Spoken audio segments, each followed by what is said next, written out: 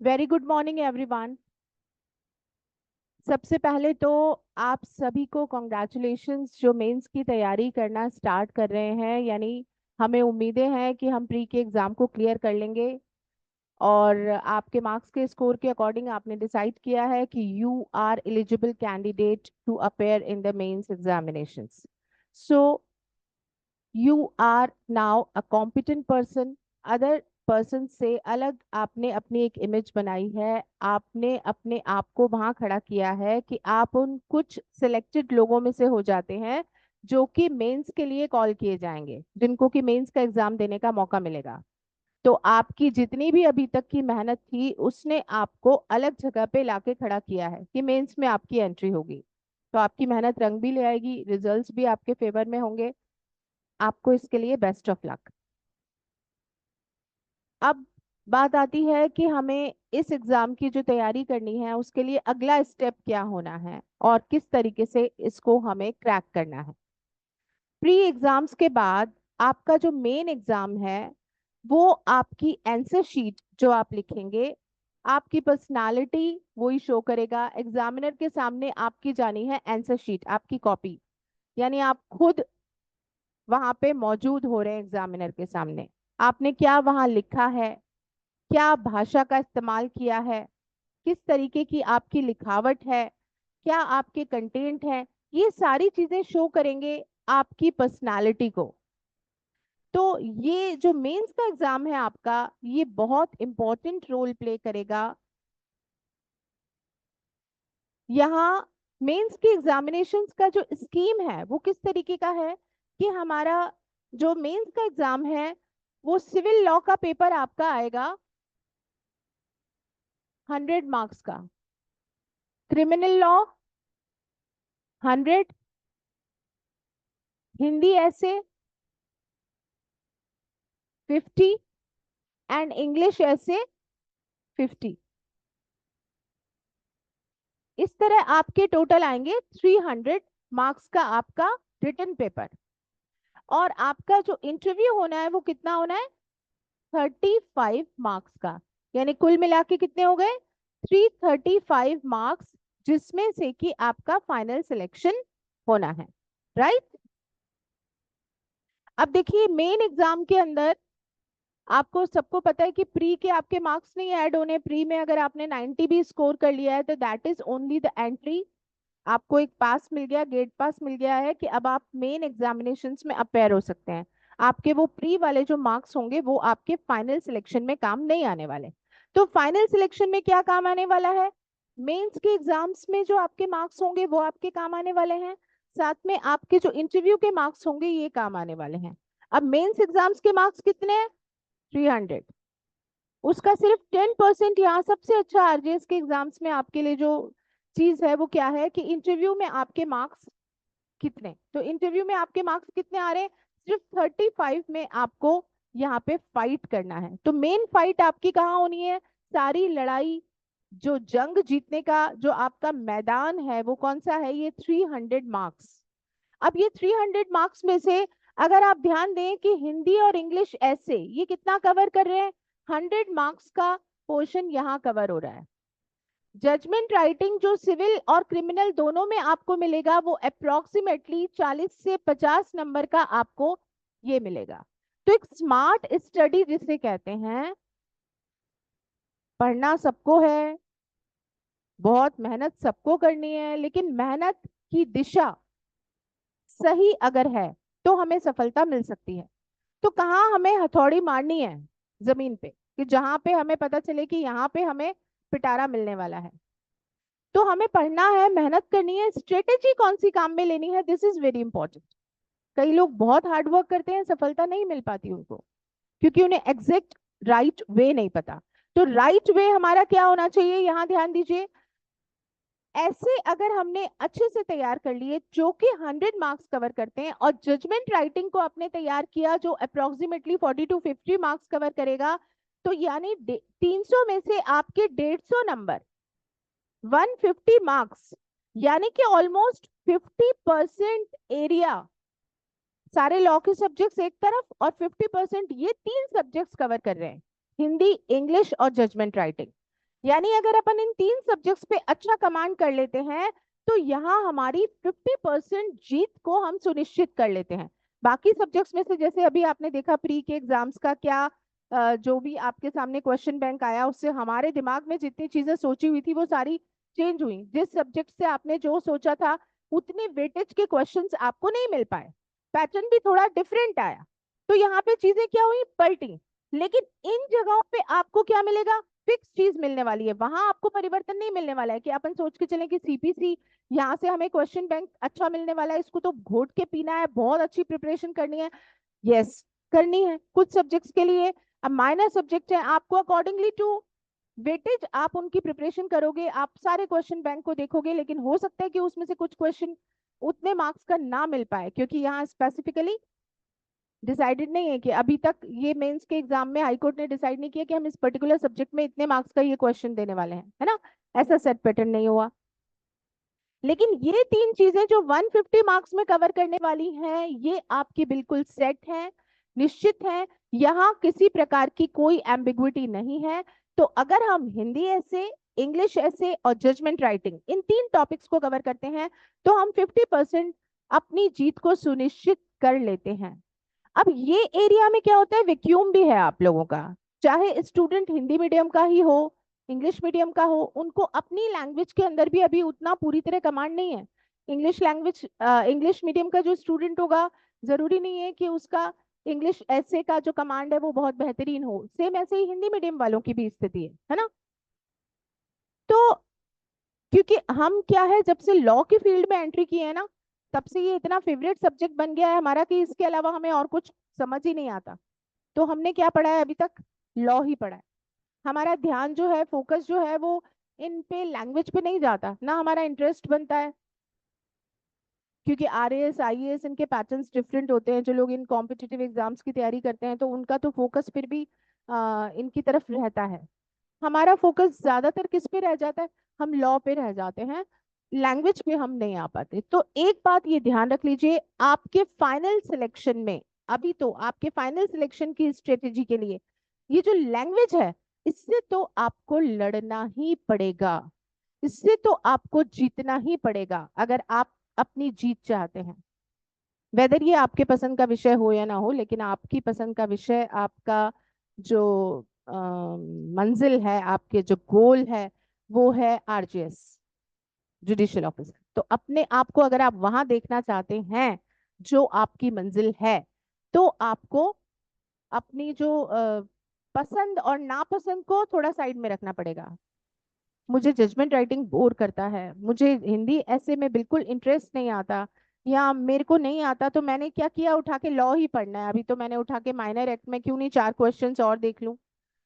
तो इससे आपको लड़ना पड़ेगा कि आपकी पसंद और नापसंद क्या है, क्योंकि आप जब फाइनल सिलेक्शन तय कर रहे हैं अपना कि मुझे जुडिशियल ऑफिसर बनना है, तो आपको उस स्ट्रेटेजी को राइट लेना पड़ेगा। This is not according to your choice, right. So focus रहिए, लैंग्वेज पेपर्स पे बहुत अच्छे से आपको तैयारी करनी है। जजमेंट राइटिंग एंड लैंग्वेज ये ही आपके लिए डिसाइडिंग फैक्टर बनेंगे। आपने सुना होगा, बहुतों से सुना होगा, आपने जब से इसको इस फील्ड में एंट्री करी है आरजेएस बनने के लिए, तब से इस यात्रा के लिए आपने सुना होगा कि ये 3 सब्जेक्ट्स पे आपको फोकस करना है, ठीक है। तो इनसे जी मत चुराइए, इन पे फोकस कीजिए। और एक ही तरीका है यहाँ पे, जैसे हम कहें मुझे ड्राइविंग सीखनी है, तो घर बैठे बैठे ड्राइविंग पॉसिबल नहीं है ना, निकलना पड़ेगा, सड़क पे चलना पड़ेगा, गिरना पड़ेगा, संभलना पड़ेगा।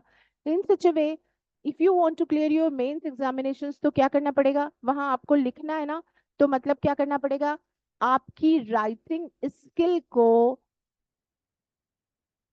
आपको बढ़ाना पड़ेगा। ये चीज कैसे बढ़ेगी, लिखने से, simple, practice makes a man perfect. अभी हम एक नतीजे पे आए कि हमें इन 3 चीजों पे फोकस करना है, कितना और क्यों, किस वजह से।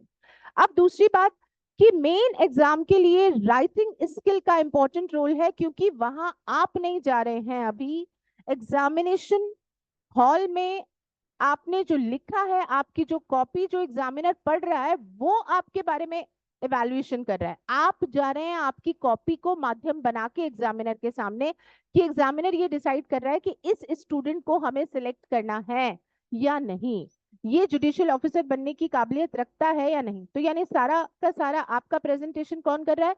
जब आपके व्यक्तित्व को, आपको प्रेजेंटेशन करने वाला जो है, आपकी आंसर शीट है, आपकी कॉपी है, तो आपको इसके ऊपर बहुत ध्यान देना पड़ेगा। कैसे लिखना है, क्या लिखना है। होता क्या है कि कई स्टूडेंट्स, प्रज्ञा इंस्टीट्यूट की जो जर्नी शुरू हुई थी 3 दिसंबर 2006 से, प्रज्ञा इंस्टीट्यूट को स्टार्ट किया था, 2008 तक ये चीज सामने एनालिसिस की कि ऐसे कई स्टूडेंट सामने आए जिन्होंने बहुत हार्ड वर्क किया था, बहुत डिजर्विंग कैंडिडेट थे, लग रहा था इनका सिलेक्शन निश्चित रूप से होना चाहिए, लेकिन उनका सिलेक्शन नहीं हुआ। और एक एवरेज जो स्टूडेंट था, उसका सिलेक्शन हमें लगा कि ठीक है, मे बी और मे नॉट बी, उसका सिलेक्शन तो हो गया। ऐसे क्या कारण हुए? जो स्टूडेंट तैयारी कर रहा है उसके दिमाग में यही रहता है, प्री निकल जाता है, मेंस नहीं हो पाता, पता नहीं क्या इशू है, क्यों नहीं हो पाता। मैं बहुत मेहनती हूँ, बहुत हार्ड वर्किंग हूँ। और कई लोगों को ओवर कॉन्फिडेंस भी होता है कि यस, कुछ भी आप पूछ लीजिए, ए से जेड, कुछ भी ऐसा नहीं है जो मुझे नहीं आता, सब कुछ आता है। उसके बावजूद भी व्यक्तित्व में भी वो अपनी बात को बहुत अच्छे से प्रभावशाली तरीके से कहने में भी, इंटरव्यू को पूरा अच्छे से क्लियर करने में और अच्छे मार्क्स गेट करने में भी वो सक्षम होते हैं। उसके बावजूद भी उनका जो है फाइनल सिलेक्शन नहीं हो पाता, क्योंकि रिटर्न में वो अच्छा मार्क्स स्कोर नहीं कर पाते। लिखना एक कला है, आप कितने योग्य हैं ये एक अलग बात हो गई, आप अपने आप को कैसा शो कर रहे हैं आपकी कॉपी में, ये अलग बात हो गई। होता क्या है कि जैसे हम होते हैं, जरूरी नहीं है वैसे ही हम दिख भी रहे हो। आपका व्यक्तित्व कुछ और है, आप दिख कुछ और रहे हो। आप साइलेंट रहते हो, आपको ज्यादा बोलना पसंद नहीं है, कम बोलना पसंद है। अब हमें सामने वाले के व्यक्तित्व के बारे में पता नहीं चल पा रहा। और एक बहुत एक्सट्रोवर्ट है, अपने आप को बहुत शो कर रहा है कि हाँ, उसे ये भी पता है, ए से जेड तक सारी दुनिया की उसको नॉलेज है, हर सब्जेक्ट्स की उसको नॉलेज है, और पता चले धरातल ही नहीं है उसका, बस वो बोल रहा है।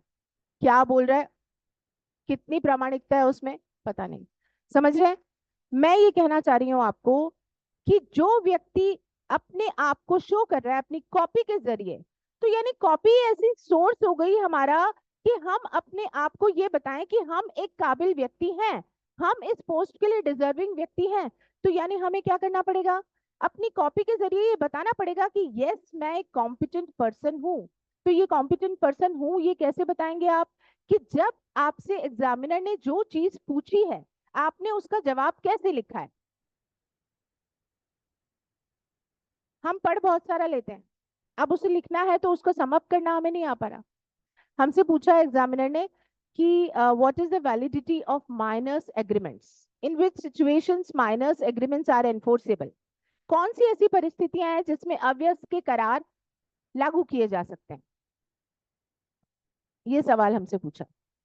अब हमें पता चला हमारा दिमाग कहाँ क्लिक किया, क्वेश्चन को तो ठीक से पढ़ा नहीं, और हमने कहा माइनर के बारे में पूछा है, कॉन्ट्रैक्ट में पूछा है। हम कहाँ से शुरू हो गए? सेक्शन 10 से। What are the essential elements. हमने 5 नंबर का क्वेश्चन था, अभी आधा पेज तो असेंशियल एलिमेंट्स और कॉन्ट्रैक्ट के बारे में बताने में लग गए। फिर हम 11 पे आए, माइनर के बारे में बताया, 12 भी साथ में बता दिया। लास्ट में हम 2 लाइन लिख रहे हैं जरूर कि minors agreements are valid in such a situations, जैसे कि अगर एजेंसी का मामला होता है, जैसे कि अगर मान लीजिए सेक्शन 68 का मामला होता है। 2 लाइन लिख करके हमने सम अप कर दिया। मेन आंसर क्या था? माइनर के एग्रीमेंट्स को वैलिड और एनफोर्सेबल कौन सी सिचुएशंस में किया जा सकता है। तो मेन आंसर पे तो फोकस ही नहीं हुआ आपका, आप कहाँ चले गए? इधर उधर, क्योंकि आपको एग्जामिनर को ये बताना था कि आपने ये सब कुछ पढ़ा हुआ है। आपको एग्जामिनर को ये बताना था कि मैंने इतना नॉलेज लिया हुआ है, तो मैं बताऊं कैसे एग्जामिनर को? उस कॉपी के जरिए ही ना। अब यहाँ क्या गड़बड़ हो गई? आपको कितना और क्या बताना था, कहाँ बताना था, ये देखना था। आपको कहाँ फोकस करना था? जो एग्जामिनर ने मेन बात पूछी थी, माइनर्स एग्रीमेंट्स कब एनफोर्सेबल होते हैं, वो आपका मेन आंसर था, वो तो छुप गया, बाकी चीजें आ गई। नंबर 5 में से आया आधा, उतने उतना ही आ सकता था। अब आप कहते हैं इतना कुछ लिख दिया मैंने, फिर एग्जामिनर ने नंबर नहीं दिए मुझे, हुआ क्या? जो पूछा वो तो बताया नहीं, और कुछ बताया। इसलिए बताया क्योंकि मैंने पढ़ा था, तो मैं बताऊं तो सही कि मुझे ये भी आता है। और मेन आंसर को तो हटा दिया अपन ने, साइड में हो गए। तो क्वेश्चन को ठीक से पढ़ा ही नहीं हमने। तो आपकी राइटिंग स्किल एक आर्ट है, कितना कहाँ कैसे लिखना है, इसको आपको देखना है। तो आपको सबसे पहले इस चीज में देखना है आपका सिनॉप्सिस।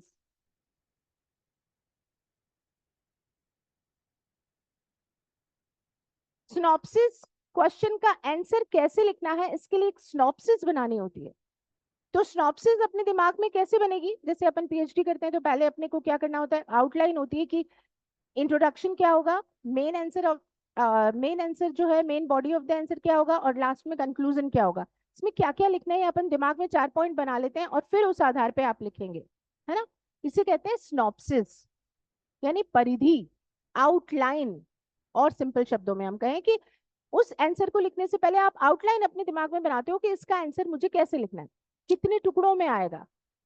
और ये इस आधार पे आप तय करते हो कितने मार्क्स का क्वेश्चन है, 3 का है, 5 का है, 8 का है, अकॉर्डिंगली मुझे उसमें कंटेंट देना है। तो क्वेश्चन को ठीक से पढ़ के क्या पूछा जा रहा है, जितना पूछा जा रहा है उतना हमें जवाब देना है, उस अकॉर्डिंग आपको लिखना होता है। ऐसा नहीं कि बस लिखना स्टार्ट कर दिया, लिख के आ गए, एलएलबी की कॉपी नहीं है। So synopsis is very important, of theme is very important, what you have to explain in that answer, these points must be noted, and after that you can start your writing, answer writing, कि किस तरह करना है। और ये क्या एक दिन में नहीं आता? आप सोचें कि मैं एग्जामिनेशन हॉल में लिखने के लिए बैठा हूं तब मैं इस आउटलाइन को बना लूंगा, तो ऐसा नहीं होगा। आपको एक प्रैक्टिस करनी पड़ेगी, रूटीन में प्रैक्टिस करनी पड़ेगी कि ये मुझे इस तरीके से तैयारी करनी है। और ये एक आदत में जब आ जाएगा तभी आप उसे कर पाएंगे। ये कुछ 8-10 पॉइंट्स हैं राइटिंग स्किल इंप्रूव करने के, जिन पे कि हमें ध्यान देना है। बैलेंस होना चाहिए, जो पूछा जा रहा है हमें, क्या क्या पूछा जा रहा है, उसको हम कितना हमें लिखना है, उसका एक बैलेंस बनाया जाना चाहिए। ऑथेंटिसिटी होनी चाहिए आपकी बात की। आप लॉ के स्टूडेंट हैं, without any proof of the evidences regarding the sections, particular laws, regarding any case reference of any case law, your answer is useless. Again, I'm saying this is not a copy of LLB student. This is a copy of RGS candidate who is going to appear in the RGS examination. Means you want to be an RGS officer, you are competent or not, आपका एक एक शब्द महत्व रखता है। Legislative authority के अलावा judicial authority तो है यहाँ पे। लेजिस्लेटिव अथॉरिटी जो कानून बनाती है वो ही एक एक शब्द पे ध्यान देती है। आप अननेसेसरी कैसे लिख सकते हो? आपका एक एक शब्द महत्व वाला ही होना चाहिए। Don't repeat the things, every line and every word must be important. So how it can be done? मुझे बहुत कुछ आता है, मुझे लिखना कैसे है, इसका अगर हम प्रैक्टिस नहीं करेंगे then it's not possible for us कि हम फाइनल एग्जाम में इन चीजों को ध्यान दे पाए। आपका हैंडराइटिंग बहुत अच्छा होना चाहिए, आपका लैंग्वेज पे कमांड होना चाहिए। लैंग्वेज पे command, we are not talking about this कि as it is bare act का लैंग्वेज आपको लिखना है। आपको लीगल लैंग्वेज, विधिक भाषा का इस्तेमाल करना है, लेमैन वाला नहीं करना है।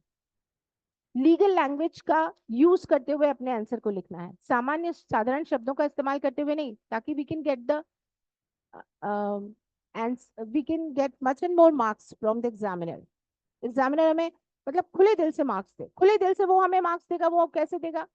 उसको हम खुश रखेंगे। उसको हम कैसे खुश रखेंगे? हमारी कॉपी पढ़ के वो खुश हो जाए कि भैया ये पता नहीं कैसे तैयारी करके आया, इतना बेहतरीन इसका आंसर है, कंटेंट है, प्रेजेंटेशन है, लैंग्वेज है, ये नजर आ रहा है लड़का कि इसका सिलेक्शन निश्चित होना चाहिए।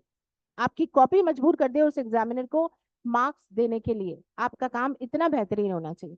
तो ये सीधे ऐसे नहीं हो जाएगा कि आज हम पढ़ते जा रहे हैं, पढ़ते जा रहे हैं, बहुत अच्छा नॉलेज है, आप कुछ भी पूछ लीजिए, कुछ भी पूछ लीजिए, इंटरव्यू में बताएंगे आप। वो मौका आपको बाद में दिया जाएगा, पहले आपकी कॉपी वाले मेन आंसर राइटिंग के स्टेप से आपको निकलना होगा। तो आपका लैंग्वेज कैसा है, आपकी हैंडराइटिंग कैसी है, आप कितना साफ सुथरा लिख रहे हो फिर काट रहे हो, फेयर वर्क नहीं है, आपकी पर्सनालिटी को शो करेगा। फेयर वर्क होना चाहिए, हैंडराइटिंग सही होनी चाहिए। हैंडराइटिंग भी इट्स नॉट अ पार्ट कि हम कहें कि आज इस लेवल पे आके अभी हम आरजेएस की तैयारी करने के बजाय हम हैंडराइटिंग इंप्रूवमेंट का कोर्स कर लें, ऐसा नहीं है। लिखने से आपको धीरे धीरे इंप्रूवमेंट मिलेगा। जहां जहां आपको लगेगा कि पहले आपने जो लिखा अब जो लिखा उसमें फर्क आएगा, तो आपको इन सब चीजों में सुधार लाने के लिए राइटिंग स्किल की जो आर्ट है इसके ऊपर काम भी करना पड़ेगा। सिर्फ बहुत मेहनत करने से कुछ नहीं होगा, सही दिशा का पता होना चाहिए। सही दिशा आपके आरजेएस के एग्जाम को क्रैक करने के लिए जो है, दो चीजें यहाँ पे हमने बात की। नंबर वन जिस पे आपको फोकस करना है वो है ये 50% दायरा, जो कि ऐसे राइटिंग और जजमेंट राइटिंग को कवर करता है। और साथ ही आपको टेस्ट सीरीज करना चाहिए मेंस का। आप लिखिए, जितना टेस्ट पेपर हो सकता है आप लिखिए। आप प्रज्ञा में या कहीं पर भी और जहां आप ज्वाइन करना चाहें, आप मेंस का राइटिंग स्किल इंप्रूव कीजिए। रिटन प्रैक्टिस और आपका एक मेंटोर, एक गाइड होना चाहिए जो आपको ये सही तौर पे बताए कि व्हाट इज राइट और रॉन्ग, कहाँ सुधार की गुंजाइश है। तो राइटिंग स्किल आपको अपनी इंप्रूव करनी है, लिखना है, और एक सही मेंटोर से आपको गाइडलाइन लेनी है ताकि आपको ये पता लग सके कि आपको अपनी कमियों में सुधार कैसे करना है। इन दो चीजों पे आपको फोकस करना है। आपको अभी सफिशिएंट टाइम है कि आप इसके लिए प्रिपरेशन कर सकते हैं। प्रज्ञा इंस्टीट्यूट में आज से बैच शुरू करने जा रहे हैं।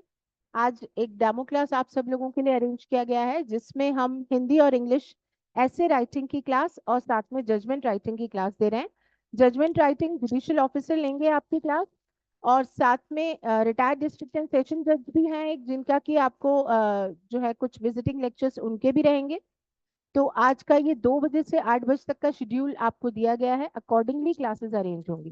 तो बहुत अटेंटिवली आप इन क्लासेस को ज्वाइन करें, इस पूरी सोच के साथ, 100% पॉजिटिविटी के साथ कि आपका सिलेक्शन निश्चित रूप से होना ही है। राइटिंग स्किल के इंप्रूव करने से रिलेटेड जो पॉइंट्स हैं वो मैं आपको गाइडलाइन बीच बीच में देती रहूंगी। मेन जो आपका इस कोर्स में चलेगा वो ऐसे राइटिंग, हिंदी और इंग्लिश ऐसे एंड जजमेंट राइटिंग, लेकिन आपको जो मेन सेंसेस से रिलेटेड क्या क्या चीजों को ध्यान देना है, इनको इनको हम डिटेल में बात करेंगे। अभी मैंने सिर्फ आपको सिनॉप्सिस ही बताई है, एक आउटलाइन बताई है।